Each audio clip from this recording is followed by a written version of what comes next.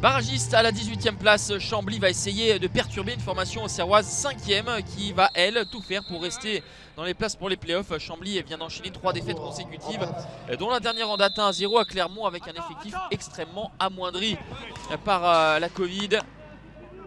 Le variant anglais, exactement. Ce soir, le 11 ressemble davantage à l'équipe habituellement alignée par Bruno Luzzi. Première opportunité notable pour les Auxerrois, qui sera en définitive la seule grosse de ce premier acte, avec le coup franc d'Axel Ngando qui ne sera pas cadré. 0-0, c'est le score à la pause.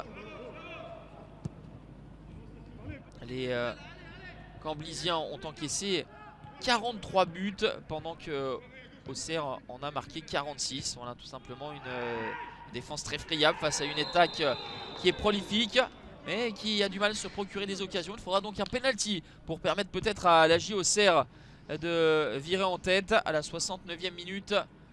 La faute et le coup de sifflet de monsieur Lesage, c'est Rémi Dugimon qui va prendre à contre-pied Kylian Leroy.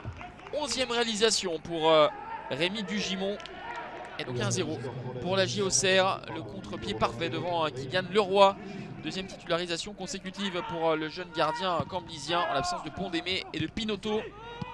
Du côté de Chambly, il y a eu les retours de Guézoui, de Correa, de Doucouré. Ils vont essayer de pousser les Camblisiens avec cette frappe détournée qui ne va pas passer bien loin du but de Donovan Léon. Elle était signée Joris Correa. 6 buts depuis le début de la saison pour l'attaquant camblisien. Cette fois-ci, il n'est pas en réussite.